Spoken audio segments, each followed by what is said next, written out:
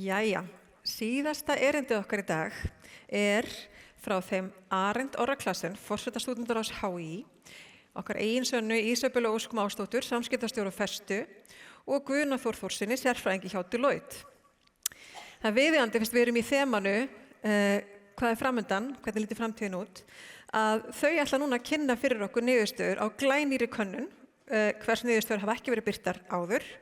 Og könnunin að kanna í rauninni viðhorf tveggja yngstu kynslóðan á vinnumarkaðnum, það að segja aldamótakynslóðurinnar og setukynslóðurinnar til sjálfbærni og hvað þeim finnst mikilvægt. Og þetta eitthvað sem allir vinnuveitendur ættu að leggja við hlustir og heyra hvað þau hafa að segja. Gjörðu svo vel Arend, Ísabella og Guðni.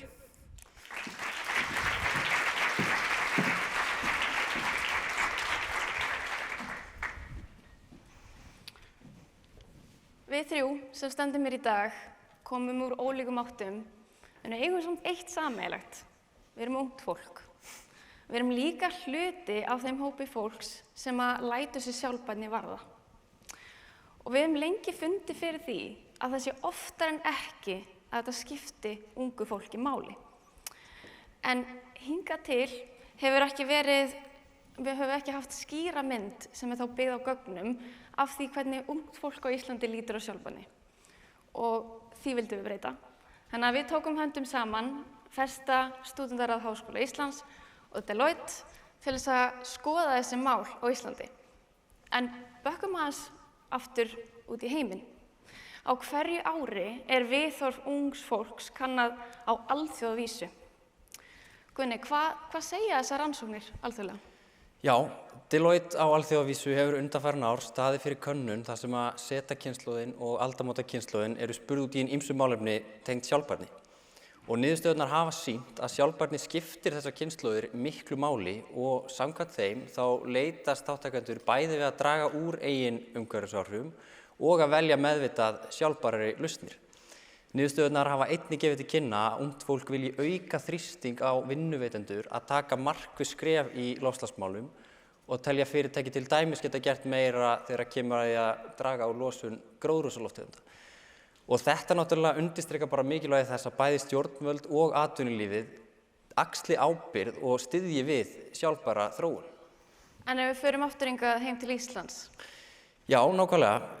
Okkur langaði að framkvæma svipaða könnun hér á landi og við framkvæmdum hana núna í fyrsta sinn og spurðum stúdenta á Íslandi sem tilheyra setakynslóðinni og aldamótakynslóðinni eða fólk á aldrinum 20 til 42 ára. En Arend, þú vilt kannski segja okkur aðeins nánar frá aðkomu stúdentaráðs að verkefninu? Já, við í Stúdentaráði við höfum lengi verið með sjálfbærni að leiðarljósi okkar störfum bara algjörlega þvert yfir allt. Og okkar hlutverk í þessari könnun var að í rauninni framkvæma fýsísku könnuna og fá alla háskólana í lið með okkur hvað það varðar. Og markmiðið var að sjálfsögðu að reyna að fá eins breiða mynd af áliti ungs fólks á sjálfbærni og mögulegt væri. Af því að þessi hópur verður náttúrulega einhvern tímann meginþorri atvinnulífsins. En fyrsta spurningin, hún var í rauninni bara mjög einföld. Hversu mikilvægt finnst þér að það sem þú ert að gera, að vinna þín, að hún hafi einhvern tilgang? Og niðurstaðnar voru bara nákvæmlega eins og við héldum að þær myndu vera. Þú vilt hafa tilgang í því sem þú ert að gera. En ok, það ekki nóg að hafa bara tilgang. Við hljótum þá að þurfa að skoða það, hver þessi tilgangur? Já, og þá fyrir við í næstu niðurstöður, en hérna raun og veru sjáum við tvennt. Og þá finnst yfirgnæfandi meirihluta ungs fólks að stjórnvöld ættu að knýja fyrirtæki til þess að leggja sitt á vogarskálarnar þegar kemur að loftslagsbreytingum. Eða baráttunni gegn loftslagsbreytingum. Og svo í öðru lagi þá finnst ungu fólki að fyrirtæki ættu að auðvelda neytendum að taka sjálfbærari ákvarðanir við innkaup. Þetta eru áhugaverðar niðurstöður og gefa ef til vill til kynna að það geti reynst snúið að velja upplýsta valkost við innkaup á þá einfaldan og fljótlegan hátt. En þá kannski eðlilegt að spyrja aðeins nánar út í þessar aðgerðir sem að fyrirtæki geta tekið. Já, Við sjáum hér fyrir aftan okkur að miklu meiri hluta þáttakenda finnst það mikilvægt að hugsanlegur vinnuveitandi sé til dæmis með stefnur og markmið í umhverfismálum. Og samkvæmt þessum niðurstöðum þá eru væntingar ungs fólks til vinnumarkaðsins einfaldlega þær að hann sé að huga að þessum málaflokki.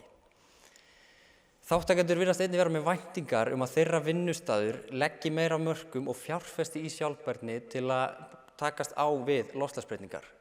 Og við sjáum hér að þáttakendur vilja einna helst að þeirra vinnustaður auki fræðslu til starfsfólks sjálfbærni, að starfsfólk sé hvatt til að nýta sér sjálfbæra valkosti og að vinnustaðir skuldbindi sig að ná nettólosun gróðurhúsalofttegunda.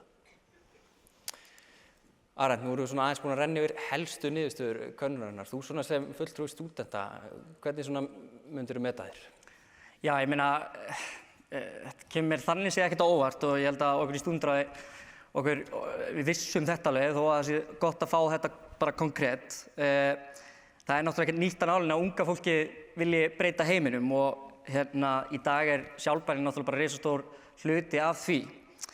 Og við í stúdentaráði, við höfum akkurat sjálf verið bara gagngert að vinna að verkefnum sem að leggja áherslu á það að fræða og auka þátttöku stúdenta og ungs fólks í sjálfbærni verkefnum og það sem að stendur upp úr að þessar kynslóðir, þær eru tilbúnar til þess að leggja sitt af mörkum, bæði sem neytendur og síðan á vinnumarkaði.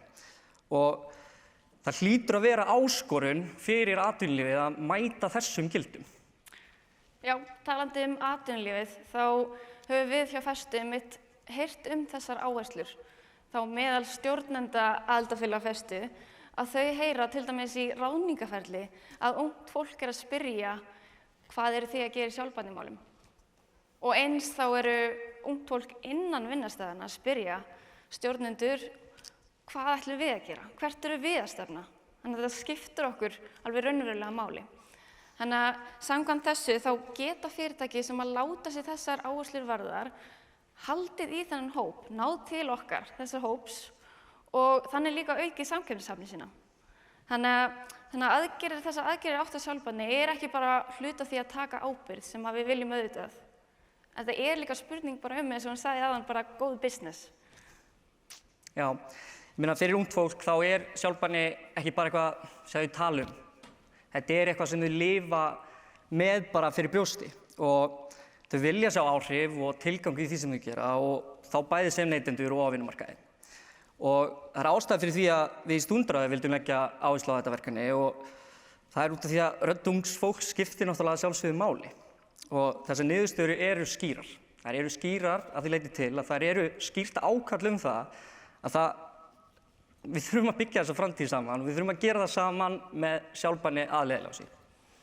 Algjörlega, mjög áhugavert. Ég vil bara nefna rétt í lokin að við náðum bara rétt að fara yfir helstu niðurstöður á hundavæði hérna í dag og ég hveti ykkur bara öll sem hafið áhuga á að skanna QR-kóðan hérna við aftan okkur og þá getið þið kynnt ykkur niðurstöðurnar frekar bæði á heimasíðu Deloitte og heimasíðu Festu.